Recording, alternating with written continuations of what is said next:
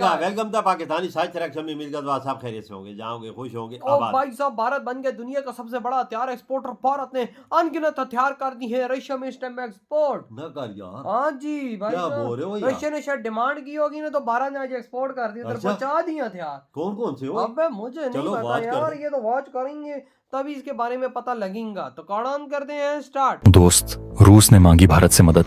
भारत ने भेज दिए 35 फाइटर जेट। दोस्तों, रूस और यूक्रेन का युद्ध शुरू हुए आज 25 फरवरी 2026 तक पूरे 4 साल यानी लगभग 1460 दिन बीत चुके हैं। इन 1460 दिनों में हमने युद्ध के मैदान में वो सब देखा जो शायद सिर्फ साइंस फिक्शन फिल्मों में होता था।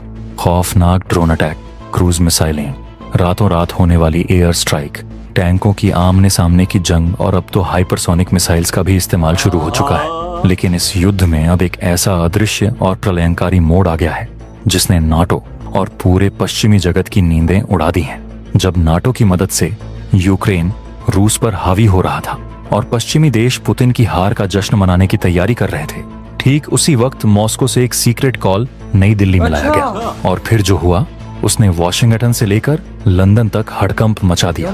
खबर है कि रातों रात कुछ ऐसा अदृश्य और महाविनाशक सीक्रेट वेपन और फाइटर जेट्स का जखीरा रूस पहुंच गया, जिसके उतरते ही पुतिन ने यूक्रेन पर 500 ड्रोन्स और मिसाइलों की ऐसी बर्बर और प्रलयंकारी बारिश की जिससे पूरा यूरोप कांप उठा।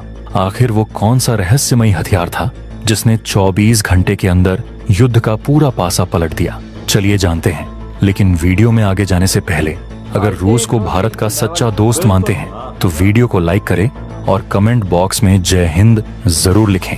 याद रहे, जय हिंद कहना हम सब के लिए गर्व की बात है। दोस्तों, इस पूरे भू राजनीतिक भूचाल और युद्ध के नए मोड़ को समझने के लिए हमें कुछ दिन पीछे जाना होगा। फरवरी 2026 की शुरुआत में ही यूक्रेन ने नाटो की खुफिया जानकारी और सैटेलाइट्स की मदद से रूस के खिलाफ अपना अब तक का सबसे बड़ा और दुस्साहसी हवाई हमला ऑपरेशन स्पाइडर वेव लॉन्च किया था। इस ऑपरेशन के तहत यूक्रेन ने रूस की सीमा के बहुत अंदर घुसकर उनके 5 बड़े रणनीतिक एयरबेस, 10 लॉन्ग रेंज रणनीतिक बॉम्बर्स और दर्जनों फाइटर एयरक्राफ्ट्स को जलाकर राख कर दिया था। इस हमले ने रूसी एयरफोर्स की कमर तोड़ दी थी और व्लादिमीर पुतिन पूरी तरह से बैकफुट पर आ गए थे। रूस के कई अहम मिलिट्री बेस खंडहर में तब्दील हो गए थे। इसी नाजुक और हताशा भरे वक्त में रूस के राष्ट्रपति व्लादिमीर पुतिन ने अपने सबसे पुराने और भरोसेमंद दोस्त भारत की तरफ देखा और सीधे डायरेक्ट मिलिट्री हेल्प की गुहार लगा दी। इस गुहार के बाद जो जवाबी कार्रवाई रूस की तरफ से हुई उसने दुनिया भर के रक्षा विशेषज्ञों को सकते में डाल दिया। पुतिन के आदेश पर अचानक यूक्रेन के शहरों, मिलिट्री बेस और पावर ग्रिड्स पर एक साथ 500 से ज्यादा मिसाइलें और ड्रोन्स मौत बनकर गिरे। लेकिन इस हमले में सबसे ज्यादा हैरान करने वाली बात उन मिसाइलों की संख्या नहीं बल्कि उनकी रफ्तार और पिन पॉइंट एक्यूरेसी थी।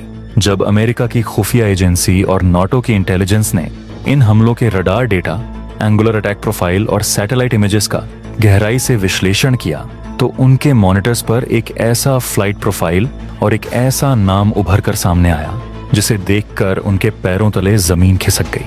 वो नाम था ब्रह्मोस।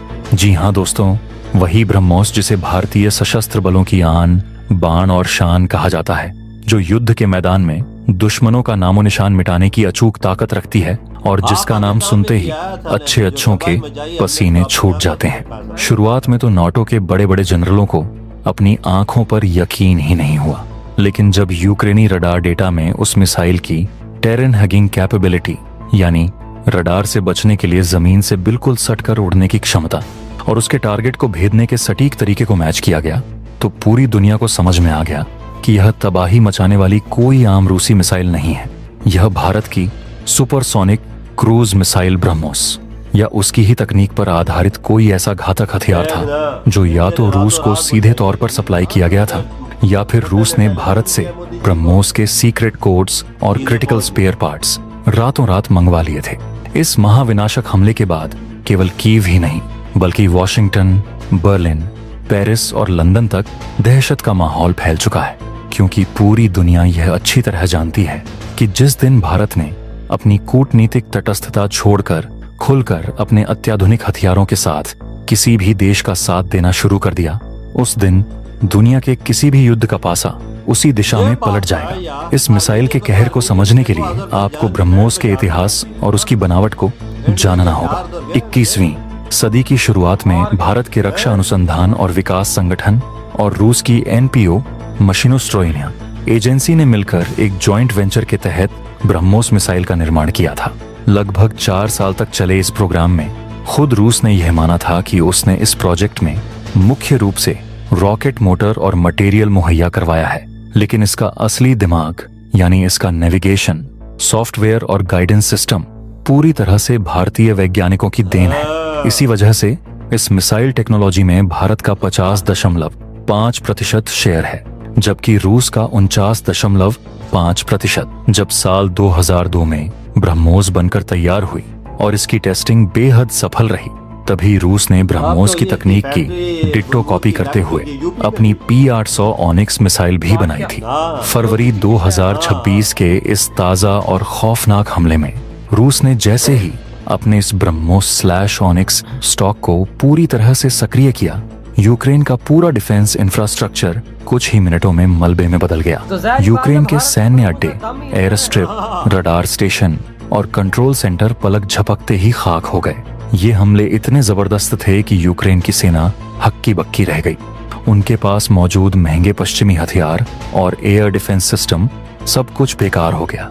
ब्रह्मोस ने उनके एयर डिफेंस सिस्टम को छकमा देकर ऐसा कहर बरपाया कि न कोई बंकर बचा, न रनवे रहा और न ही कोई एयर डिफेंस, क्योंकि ब्रह्मोस के अचूक वार से सबसे पहले उनके रडार ही तबाह हो गए।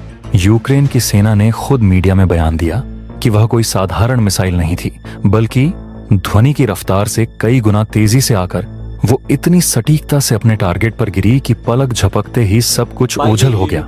ब्रह्मोस एक सुपरसोनिक क्रूज मिसाइल है जो कि मैक 3 यानी आवाज की रफ्तार से 3 गुना तेजी, लगभग 3700 किलोमीटर प्रति घंटे से अपने टारगेट की तरफ बढ़ सकती है। जब यह फुल लोड के साथ भारी मात्रा में गोला बारूद लेकर उड़ती है तो इसकी भयंकर गतिज ऊर्जा एक ही झटके में कंक्रीट के मजबूत से मजबूत बंकर को भी मिट्टी में मिला सकती है। बिल्कुल, तभी तो भाई साहब आज देखो ना किस तरह से पुटन मोदी जी से भाई साहब मदद मांग के चीजें लेता है। 35 फाइटर जेट भारत ने वहां पे डिप्लॉय कर दिया। तो साहब ब्रह्मोस मिसाइल वो तो भाई पहले भी भेज रहा था और अभी भी उसने भारत ने भेजे। देखो ना, जब भी भारत के दोस्त ने उसे पुकारा, भारत ने उसे की मदद की है। और ये दुनिया वाला बात याद रखना, जब भी रशिया भारत को पुकारेगा, भारत शेर की तरह धड़ता हुआ रशिया पहुंचेगा। पहुंचता है जी, पहुंचता है। दोस्त का भी किसी का दोस्ती छोड़ता है इंडिया ना भाई ना, जो इसे कोई हाथ देता है तो उसके साथ निभाता है इंडिया पक्का पक्का। सही कहा भाई साहब, निभाता है। निभाता भी ऐसी है कि दुनिया देखती है। बिल्कुल और सही। जहां तक बात है मेन चीजों की कि भाई साहब भारत का अगर आप लोगों को दिखाया जाए लेवल इस टाइम मिसाइलों का और फाइटर जेट्स का, वो इस दुनिया में एक्सट्रीम लेवल का ही है। और इस टाइम भारत के पायलट्स भी वहां पर गए हैं। बिल्कुल, ये बात तो है भाई, भारत के पायलट्स भी इस टाइम वहां पर गए हैं। यूक्रेनी क्यों पीछे हट गए हैं? यूक्रेनी किस वजह से पीछे हटे हैं? इसी वजह से पीछे हटे हैं कि उन्होंने ब्रह्मोस की ताकत देख ली है ना। और इंडियन फाइटर जेट और उधर पायलट भी इंडियन गए हुए हैं। ये चीज भी तुझे पता होनी चाहिए। वो तो जाहिर सी बात है, साथ वो डिप्लॉय है तो था। ऐसे तो थोड़ी ना होता है कि 4 साल जंग लगी हुई थी, रशिया क्यों नहीं जीत रहा? वही तो भाई साहब, इसी वजह से ना, इसी वजह से 4 साल हो गए भाई ना। तभी तो आज भारत देखा ना किस तरह से दाड़ रहा है।